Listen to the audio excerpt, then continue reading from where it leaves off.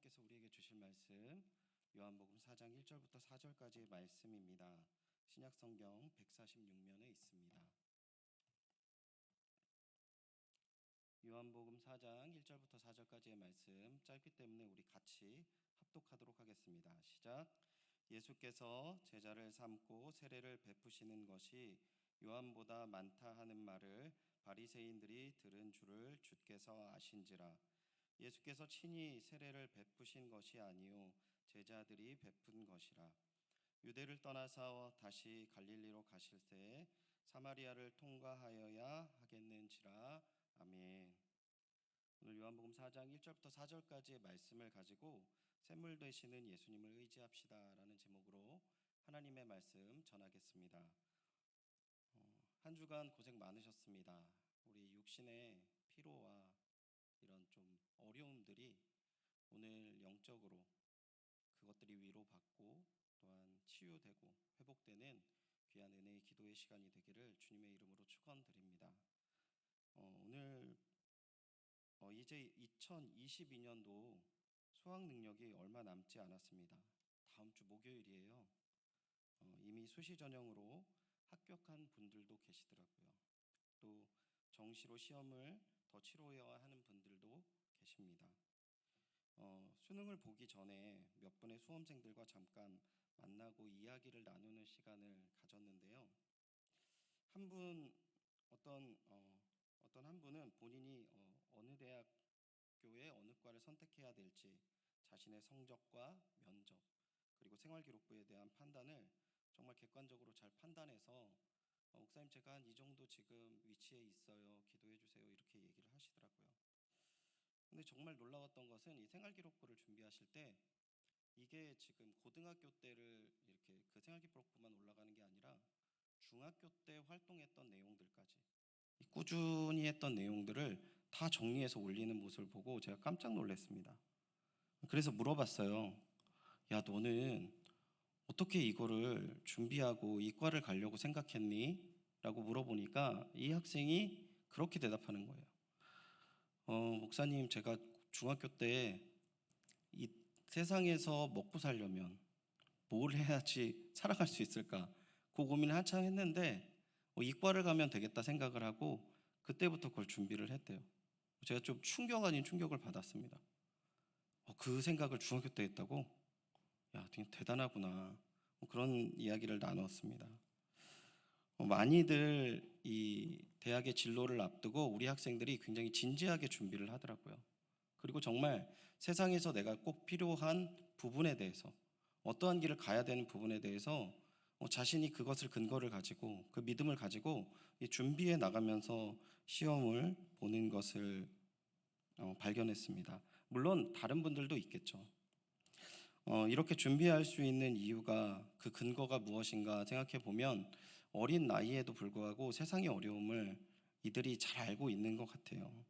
그래서 그러한 마음들로 준비하고 있구나, 결단했구나 생각이 들었습니다.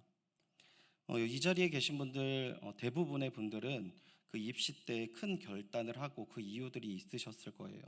그런데 우리가 입시도 있고 결혼도 있고 뭐 여러 가지 결단해야 될 부분들이 있지만 그리고 또 그 이유들이 있지만 우리가 삶을 살아갈 때 순간순간 작은 결단을 해야 되는 부분도 있습니다. 그리고 그 결단을 내릴 때마다 분명한 근거와 이유들이 있다라는 것이죠. 연말이 되면 내년의 삶의 방향을 정하는 계획을 짜고요. 또 분기별로 매달, 매주, 매일 우리는 뭔가 계획을 짜고 그 방향을 결정하고 결단을 합니다. 그리고 그 결단에는 이유와 과정이 있죠. 성경에는 예수님께서 십자가를 향해서 걸어가는 이 십자가의 길을 걸어가는 모습을 볼 수 있어요. 그리고 그때마다 그 목적을 향해 나아갈 때마다 그 이유와 목적에 따라서 예수님께서 결정하시고 나아가는 모습을 많이 볼 수 있습니다. 오늘 우리가 함께 읽은 본문도 예수님의 이러한 십자가의 길로 가는 길 가운데 결단을 그리고 이유와 방향을 살펴볼 수 있는 내용을 담고 있는데요. 오늘 우리 말씀을 통해서 우리의 삶의 방향을 한번 돌아보시는 시간이 되시기를 바랍니다. 그래서 하나님 안에서 이것을 점검받고 또한 믿음의 길, 은혜의 길을 나아가시는 그 귀한 은혜의 시간 되시기를 주님의 이름으로 축원드립니다. 오늘 본문 1절을 다시 보면은요, 우리 다시 한번 읽어보도록 하겠습니다. 본문 배경인데요, 1절을 다시 한번 읽어보겠습니다. 시작. 예수께서 제자를 삼고 세례를 베푸신 것이 요한보다 많다 하는 말을 바리새인들이 들은 줄을 주께서 아신지라. 아멘. 본문 1절을 보면 두 가지 사실을 알 수 있습니다. 첫 번째는 예수님께서 유대에 계셨다는 사실을 알 수 있어요. 그리고 제자들이 이 사람들에게 세례를 베풀었다라고 합니다. 그러니까 예수님께서 지금 유대에서 뭘 하고 계십니까? 사역을 하고 계신 거예요. 이스라엘의 중심에서 예수님께서 사역을 하셨다, 성경을 이야기하고 있는 것입니다. 그런데 그 사역이 어떻게 됐어요? 세례를 베푸시는 것이 요한보다 많다라고 성경 이야기합니다. 마태복음 3장을 보면 세례 요한이 회개의 세례를 베풀 때 그 장면을 이렇게 표현을 합니다. 예루살렘과 온 유대와 요단강 사방에서 다 그에게 나왔다라고 이야기합니다. 그러니까 어마어마한 사람이 세례 요한에게 나왔다라는 것이죠. 그런데 오늘 본문에는 요한의 사역보다 더 풍성하고 더 많은 사람들이 오고 있다라고 성경 이야기하는 것이죠. 그러니까 요한의 사역보다 성공적이다라고 표현할 수 있을 것 같습니다. 즉 예수님의 말씀 사역이 이제 이스라엘 중심으로 인정받고 또 사람들은 그분 앞으로 몰려오고 있다라는 것을 1절에 첫 번째로 알 수 있는 것이죠. 두 번째 사실은 무엇입니까? 1절 하반절을 보면 바리새인들이 이 사실을 알았고 예수님께서 바리새인들이 이 많이 몰려오는 사실을 알고 있다라는 이야기를 들었다라고 성경이 이야기하고 있어요. 그러니까 성경이 이 사실을, 이 후반부 내용을 기록한 이유는 바리새인들이 객관적인 사실을 나쁘게 이용하거나 시기하고 있다라는 소식을 예수님이 들었다는 뜻일 것입니다. 그리고 어쩌면 예수님은 바리새인들이 이 세례 요한의 제자들을 자극해서 그 예수님과 그 세례 요한의 제자들 사이에 이렇게 갈등을 일으키고 경쟁을 붙이려고 이 소식을 듣고 그들의 악한 마음을 아셨다라는 것을 표현하는 내용일 수도 있는 것이죠. 또한 우리는 오늘 본문 가운데 이 바리새인들이 내용을 조작하고 있다라는 것도 발견할 수 있습니다. 우리 2절을 다시 한번 읽어보겠습니다. 시작. 예수께서 친히 세례를 베푸신 것이 아니요 제자들이 베푼 것이라. 1절에는 뭐라고 얘기하고 있습니까? 예수님이 세례를 하셨다라고 하지만 2절의 요한은 이것을 바로 수정합니다. 아니라고. 예수님이 세례를 베푼 게 아니라 제자들이 베푼 것이다 라고 이야기를 하는 것이죠. 이러한 상황 속에서 예수님께서 결단을 하세요. 어떤 결단을 합니까? 우리 3절도 같이 한번 읽어보겠습니다. 시작. 유대를 떠나서. 아멘. 예수님께서 어떤 결정을 하십니까? 이제 유대로 가겠다라고 결정을 유대를 떠나시기로 결정하셨다 성경 이야기해요. 왜 이 결정을 하셨을까요? 여러분, 이 유대라는 지역이 이 이스라엘의 중심 지역이고 정말 많은 것들이 잘 되고 있는 지역인데 왜 예수님이 떠나셨을까요? 가장 먼저 우리가 생각해 볼 수 있는 것은 예수님께서는 세례 요한의 사역을 인정하셨다라는 것을 생각해 볼 수 있습니다. 세례 요한의 사역과 자신의 사역이 뭔가 경쟁 구도를 비춰보고 있는데 자신이 보니까 세례 요한이 그냥 여기서 사역해도 될 것 같다라고 생각을 하신 거죠. 그리고 그 사역이 올바른 사역이다라고 생각을 하신 것입니다. 그리고 필요하다라고 생각한 것이죠. 그리고 또 하나 생각해 볼 수 있는 것은 본인의 사역과 세례 요한의 사역 간에 불화가 있는 부분에서 이런 불화는 옳지 않다라고 생각을 하신 거죠. 이러한 결정을 내리신 것, 우리가 이렇게 생각해 볼 수 있는데 제가 조금 전에 말씀드린 것처럼 예수님이 유대라는 알아주는 지역에서 자신의 이름이 알려지는 것에 연연하지 않고 정말 바른 것을 선택을 하셨다라고 생각할 수 있습니다. 당시 가장 유명했던 세례 요한보다 더 많은 사람들이 모이는 상황 속에서 예수님께서 그 유대에 만약에 자리를 잡았다면 더 많은 제자를 세웠을 것이고 자신의 이름이 유대에서 더 탄탄하게 세워졌을 것입니다. 하지만 예수님의 사역에는 그것이 중심이 아니었던 거죠. 정말 좋은 자리에서 수많은 사람들의 자신의 소리를, 자신의 이름을 외치면서 자신을 따르는 것이 예수님의 사역이 아니었다라는 것입니다. 그리고 예수님은 유대인이 알아주지 않는 이방 갈릴리 지역으로 발걸음을 옮겼어요. 3절을 다시 보시면 이렇게 표현하고 있습니다. 유대를 떠나서 어떻게 해요? 다시 갈릴리로 가셨다라고 하는 것이죠. 예수님은 갈릴리가 어떤 지역인지 아세요. 그리고 유대가 어떤 지역인지 아시는 거죠. 여러분, 시골에서 사시는 분들이 서울에 올라와서 사시다가 다시 시골로 내려가실 때 많은 문화적인 어려움을 겪는다고 해요. 이 도심의 안에서에 있는 그런 문화적인 것들을 혜택을 누리다가 다시 그 자신의 고향으로 내려가면 좀 답답함을 느끼는 부분들이 있다라고 합니다. 예수님께서 갈릴리에서 태어나셔서 갈릴리에서 사역을 하셨어요. 그리고 이제 유대 땅에 와서 그 유대 이스라엘의 중심에서 사역을 하시고 그 땅의 수많은 사람들과 권력들과 힘들을 다 알아보셨을 것입니다. 그런데 예수님께서 어떤 문제가 일어날 것 같고 또한 이런 부분이 자신의 사역에 마땅하지 않다라고 생각했을 때 이것을 내려놓는 것에 주저하지 않으셨음을 오늘 본문 속에서 말씀하고 있는 것이죠. 너무나 당연한 이야기이지만 세상의 칭찬과 인정이 하나님의 사역의 중심이 아니라는 것을 알 수 있습니다. 우리는 끝까지 하나님의 뜻과 마음을 다해 고민하고 생각해 보아야 할 이유가 바로 여기에 있는 것이죠. 그래야 우리가 종착하는 그 종착지가 세상이 생각하는 곳이 아닌 예수님께서 준비하시고 하나님께서 기뻐하시는 길을 걸을 수 있기 때문입니다. 사랑하는 주님의 동역자 여러분, 여러분은 지금 어떤 길을 걷고 계십니까? 그리고 어떤 결단을 해서 지금 발걸음을 옮기고 계세요? 가끔 제 주변의 목회자들이 연희교회를 아시는 분들이 이야기를 나누다가 저희 교회의 내용을 물어보실 때가 있어요. 요즘 교회는 어때? 성도님은 어때? 이렇게 물어봐요. 제가 주로 이야기하는 것이 있는데요. 그 중에 가장 제가 좀 매번 빠뜨리지 않고 이야기하는 것은 이런 부분입니다. 저희 교회 성도님들은 교회를 생각하시고 아끼는 마음이 참 큰 것 같습니다. 왜냐하면 제가 짧은 시간이지만 이분들에 비해서는 굉장히 짧은 시간이지만 그 시간이 쉽지 않으셨을 텐데 교회를 떠나지 않고 그 자리를 지키시고 그저 하나님의 은혜 때를 기다리며 또 이렇게 자신이 맡겨진 일들을 감당하는 모습이 참 대단한 것 같습니다. 이렇게 얘기를 드려요.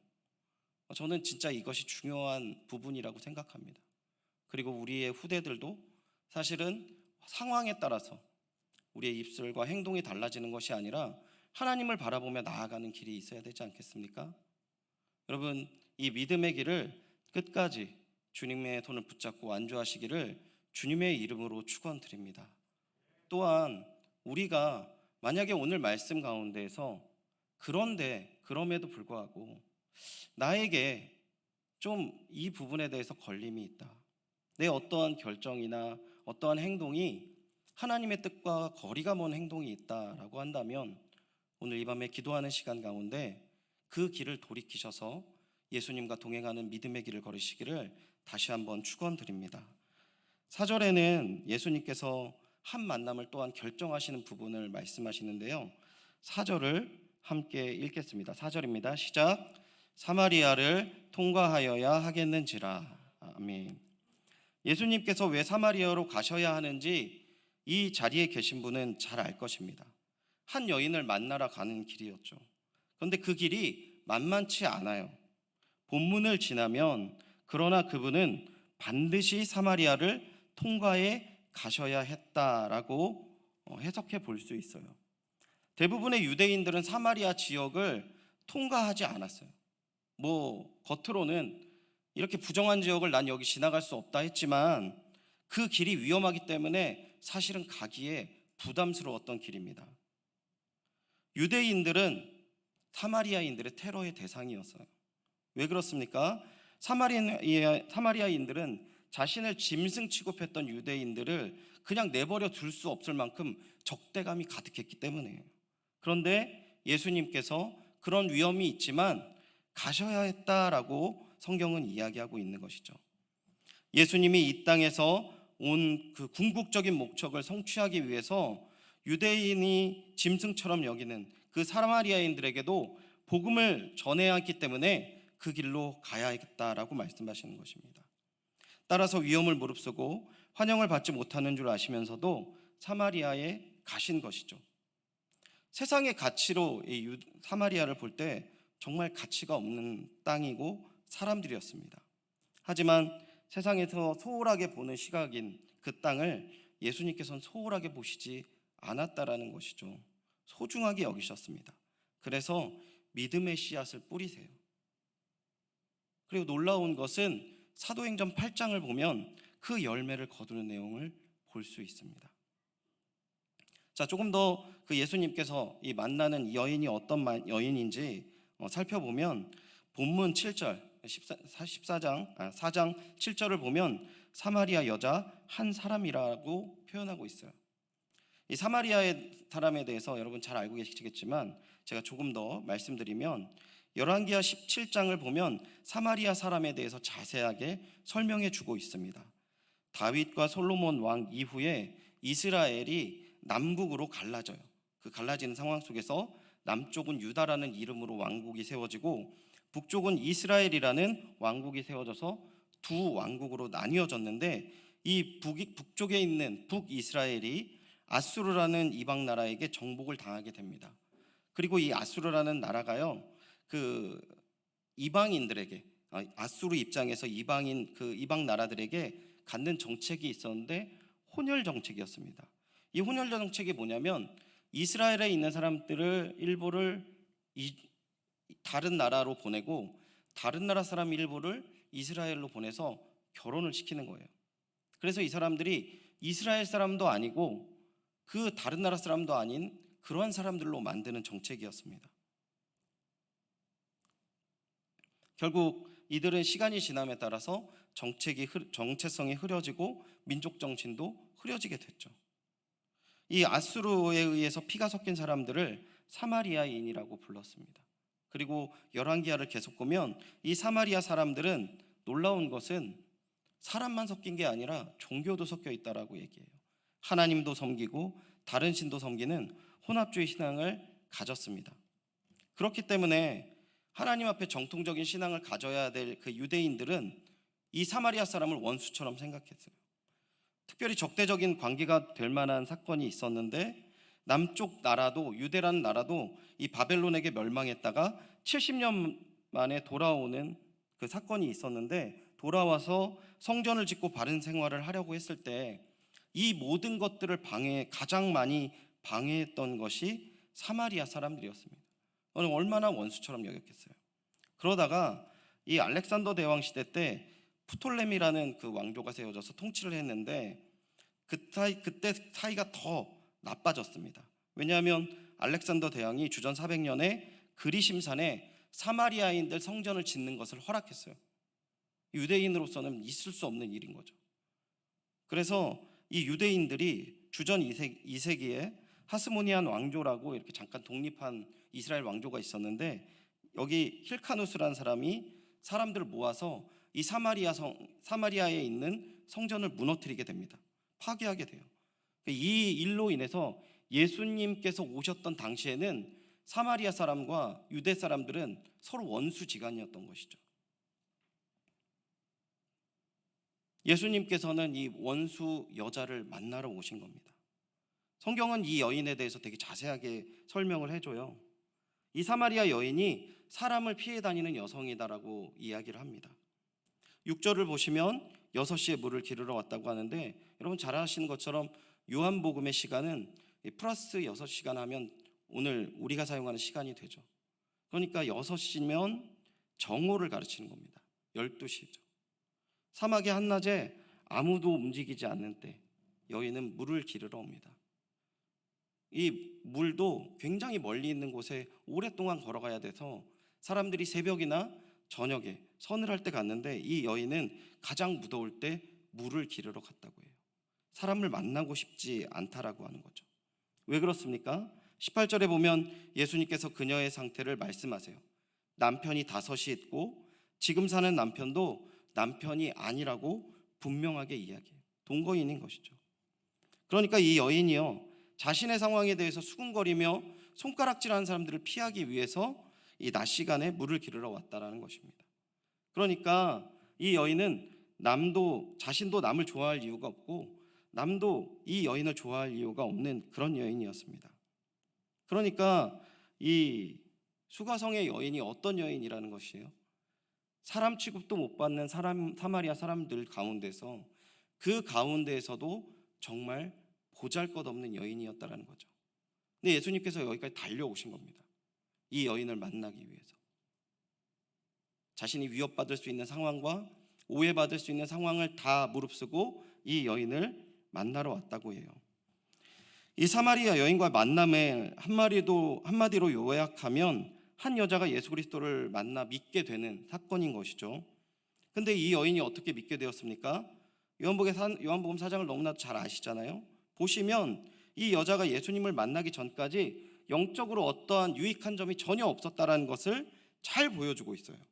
오히려 본문은 이 사마리아 여인이 예수님을 영접할 만한 내용이 하나도 없음을 너무나도 잘 이야기하고 있습니다. 사마리아 여인의 만남과 비교되는 만남이 있는데 앞장에 있는 니고데모와의 만남입니다. 요한복음 3장에 있는 니고데모의 만남이 굉장히 대조적이에요. 유대인 남자 니고데모가 산헤드린 의원으로 신분도 높고 교육도 많이 받았고 율법을 철저히 지키는 바리새인 중에 바리새인으로 존경받는 유대인이었지만 이 사마리아 여인은 유대인들에게 멸시를 받는 사람, 사마리아 사람들 가운데서도 지탄을 받는 여인이었다는 것이죠. 이름도 알 수 없는 이 여인이 남들의 이목을 피해 다녀야 되는 만큼의 죄인인 여인이었고 이러한 여인을 예수님께서 만나러 오셨다는 거예요. 인생으로 니고데모는 절정에 이르렀던 시기였지만 이 여인은 인생 막장에 있던 시기에 예수님이 찾아왔다는 것이죠. 그런데 예수님께서 왜 이 여인을 만나러 왔냐라는 거예요. 여러분, 왜 이 여인을 만나러 오셨을까요? 지금 여러분들이 저를 쳐다보는데 이렇게 쳐다보세요. 당연하지, 복음을 전하려고. 그죠? 맞습니다. 예수님 안에는 복음이 가득 차셔서 이 여인에게 오실 수밖에 없었던 것이죠. 십자가의 길 가운데 모든 사람들이 자신으로 이름으로 말미암아 구원을 받고 은혜를 부리고 하나님의 자녀로 되는 것들이 누구나 가능하다라는 것, 그리고 가장 절실하고 밑바닥에 있는 한 여인에게 이 복음이 동일하다는 것을 보여주시기는 예수님의 발걸음 가운데 아주 중요한 사건이었던 것이죠. 근데 여러분 어떻습니까? 이 사건이 어떠세요? 제가 지금까지 여러분 다 알고 있는 내용을 조금 덧붙여서 말씀드렸잖아요. 이 예수님의 발걸음에 대해서 어떻게 생각하세요? 예, 목사님, 알고 있어요. 알고 있는 내용이에요. 아유, 오늘 설교 때 내가 안 내용 나왔네. 제가 그걸 물어보는 게 아닙니다. 저는 이 말씀을 준비하면서 예수님의 이 발걸음이 되게 부담스러웠어요. 처음 이 말씀을 받았을 때는 그래, 내가 낮은 자에게 손을 내밀어야지. 그래서요, 선교지에 가서도 이 선교지에 만나는 사람들에게 복음 전했을 때 너무 기쁨도 있었습니다. 필리핀의 거지 마을에서 아침에 그 말로 표현할 수 없는 쓰레기 냄새를 맡으면서 같이 오전에 쓰레기를 주워야지 오후에 성경학교를 열 수 있어서 3일 동안 그런 일을 해도 그게 굉장히 행복했었습니다. 그런데 어느 날 제 실존이 딱 보이는 사건이 있었어요. 그게 뭐냐면 제가 저희 가정 가운데 갈등이 있었는데 그 갈등에 가족인데 용서하지 못하는 마음이 생기게 되더라고요. 그런데 그렇게 해서 눈을 떠서 보니까 가족만 그런 게 아닙니다. 친구도 그렇게 보였고요. 같은 동역자도 그렇게 보였습니다. 그리고 오늘 말씀을 준비하면서 이 말씀에서 못 넘어가겠어요. 왜냐하면 제가 이 부분에 대해서 여러분, 그러니까 복음 들고 가득한 그 주님의 은혜로 사랑을 전하셔야 됩니다. 라고 이야기하는 게 쉽지 않다라는 것을 아니까 여기서 막히게 됐다라는 거죠. 최근에 이전 교회에서 같이 이제 사역했던 한 집사님과 만나는 시간이 있었어요. 집사님께서는 지금 저와 나이가 비슷한 분이셨는데 대화를 나눈 도중에 이제 집사님께서 이런 말씀을 하시더라고요. 목사님, 저는 이제 중등부 교사를 이제 그만두려고 합니다라고 얘기합니다. 함께 교육부를 섬길 때 정말 열심히 했던 분이세요. 제가 교회에서 한 150일을 자면 이분이 한 100일을 같이 자줬어요. 그때 유부남이었는데, 그때 저는 싱글이었죠. 지금 만약에 그렇게 잤으면 아내한테 쫓겨났겠죠. 근데 이분은 저랑 같이 계속 있어 주셨어요. 그리고 변함없이 그 자리에서 계속 주의 일을 감당하셨죠. 근데 왜 그만두셨을까? 이유를 말씀하시는데, 자신이 가르치는 반 아이 중에 한 아이가 예배 시간에 핸드폰을 본대요. 핸드폰을 보는데 끊임없이 보는 거예요. 예배 시간에도 핸드폰을 보고 예배 시간이 끝나고 공과 시간에도 핸드폰을 보더래요. 그래서 야, 얘기를 들을 때는 핸드폰을 보면 안 돼. 이렇게 얘기를 하면서 얘기를 하면 아예 하고 다시 핸드폰을 본대요. 근데 이게 한 몇 주간 계속 진행됐던 것 같아요. 처음에 화가 났대요. 얘가 나를 우습게 여기나?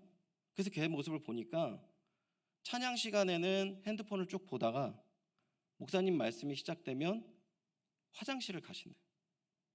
화장실 가셨다가 예배 끝날 때 기가 막히게 알고 다시 예배실로 들어오는 거죠. 그리고 핸드폰을 보는 거예요. 옆에서 보지 말라고 하면 아, 네. 그리고 계속 보는 거예요. 처음에 화가 났는데 몇 주가 지나면서 계속 이 아이를 관찰하시다가 걱정이 되더래요. 이게 중독인가? 그리고 이 아이가 이런 게 혹시 이게 뭐 정서 불안인가? 그래서 아이를 데리고 아주 진지하게 물어봤다고 합니다. 내가 너를 몇 주간을 이렇게 쭉 봤는데 한 2달여를 봤는데 네 모습이 약간 좀 위험해 보인다. 혹시 니네 엄마랑 잘 좀 상담을 나눠서 선생님이 니네 엄마를 좀 만나서 이런 부분에 대해서 상담받고 좀 치료할 수 있는 그 진단을 받은 기회를 가지면 어떻겠니? 라고 물어보니까 이 아이가 펄쩍 뛰는 거예요. 엄마가 알면 저 죽으니까 그런 말씀 하시면 안 됩니다. 막 그리고 난리를 치셨다고 그러더라고요. 이 아이에 대해서 고민을 하다가 내린 결론이 이분이 그만둬야 되겠다라는 생각을 한 거예요. 그리고 그 다음 얘기를 안 합니다. 그래서 제가 물어봤어요. 집사님, 혹시 이 아이한테 더 파고 들어가는 게 좀 귀찮으세요? 아니면 이 일을 계속하는 거에 대해서 별로 이렇게 기쁨이 없으세요? 제가 그렇게 물어봤어요. 근데 대답이 없으시더라고요.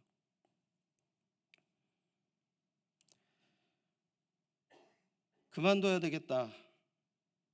귀찮기도 하고 힘들기도 하고 몸이 아프기도 하고 이 시간을 내는 것이 너무 힘든데 변화가 있는 것 같지도 않고 그만둬야 되겠다. 그런 생각이 들으셨다라고 합니다. 예수님의 결정과는 너무나 대조적인, 어쩌면 너무 힘없는 인생을 사는 것과 같은 우리의 삶의 모습을 볼 때 원수도 사랑하라라는 말씀은 분명히 알지만 정작 내가 이 자리에서 내가 품고 살아가야 될 동역자와 또한 우리 다음 세대들에 대해서 어떠한 마음을 가져야 되나, 그러한 부분들에 대해서 말씀 넘어가기가 너무 어렵더라고요. 그런데 예수님께서 이 사마리아 여인의 얘기를 다 들어주세요. 말 걸기도 싫은 여인에게 먼저 말을 거셔서 그 여인의 말도 안 되는 이야기를 다 들어주십니다. 그리고 여인에게 전하고 싶은 것이 있으셨어요. 그게 무엇이냐면 14절 본문에 나와 있습니다. 우리 14절 본문을 같이 한번 읽어보도록 하겠습니다. 14절입니다. 시작. 내가 주는 물을 마시는 자는 영원히 목마르지 아니하리니 내가 주는 물은 그 속에서 영생으로 솟아나는 샘물이 되리라. 아멘. 예수님께서는 이 영생하는 샘물을 주고 싶었던 거예요. 여인에게. 그러면 네가 채워지지 않는 갈망 때문에 이 남자 저 남자 찾아다니는 그 모든 것을 끊어줄 수 있는, 여기서 말하는 샘물이 이렇게 고여있는 물이 아니라 흐르는 물이에요. 늘 깨끗한 물인 거죠. 근데 여기 이 물이 어디서 흘러요? 예수님을 만나면 내 안에서 흐를 수 있다라고 말씀하시는 것이죠. 우리의 온전한 회복은 예수 그리스도 안에 있다는 사실을 너무나도 잘 알고, 우리가 오직 예수 그리스도의 은혜 가운데 거하지 않으면 하나님의 힘과 뜻에 일하지 않고 나의 힘으로 일해서 결국 탈진된다는 것도 알고, 내 삶의 작은 부분 하나까지도 하나님의 그 은혜가 아니면 감당할 수 없다는 사실은 머릿속에 아는데, 영적으로는 점점 쇠하여지는 가운데에서도 정작 우리는 어쩌면 예수 그리스도를 붙잡지 않는 모습을 고수하고 달려가는 것이 아닌가 생각이 들었습니다. 사랑하는 주님의 동역자 여러분, 우리가 오늘 기도하는 이 시간을 통해서 다른 것이 아니라 오직 예수 그리스도의 귀한 은혜로 말미암아 나를 회복해 주셔서 간절히 외치시고 채워주시는 귀한 은혜의 시간이 되기를 주님의 이름으로 축원드립니다. 여러분, 제가 목회자잖아요. 기능적으로도 일할 수 있습니다. 부끄럽지만 고백드리는 겁니다. 기능적으로도 일할 수 있어요. 예수 그리스도 안에서 믿는다 고백하고 목회자라고 말씀드리지만 기능적으로도 할 수 있어요. 하지만 우리가 기능적으로 일하는 것이 아니라 내 안에 생명 되시는 그리스도의 십자가의 은혜를 가지고 이를 감당하게 된다면 세상에서 지금 말도 안 되는 갈등과 아픔과 이런 상황 속에서도 서로 손가락질하고 무엇이 대안될 수 있을지 방황하고 있는 이 세상 가운데 예수 그리스도의 능력이면 우리는 하나 될 수 있고 서로 사랑할 수 있고 은혜를 나눌 수 있습니다 라고 고백할 수 있을 것입니다. 사랑하는 주님의 동역자 여러분, 오직 예수 그리스도 안에 회복되시고 주님의 이름 가운데 살아가시기를 다시 한번 주님의 이름으로 축원드립니다. 그리하여서 우리가 다른 것이 아니라 오직 예수 그리스도의 이름으로 이 세상이 정말 한숨과 눈물과 후회와 비판과 질투와 서로를 깎아내리는 그러한 모습이 아니라 예수 그리스도 안에서 서로를 사랑하고 회복되어지는 진정한 생명수를 전달하는 그런 귀한 역할들을 우리 연희교회가 그리고 모든 주님의 동역자 되신 여러분이 한 분 한 분의 귀한 성도님들을 통해서 전달되기를 다시 한번 주님의 이름으로 축원드립니다.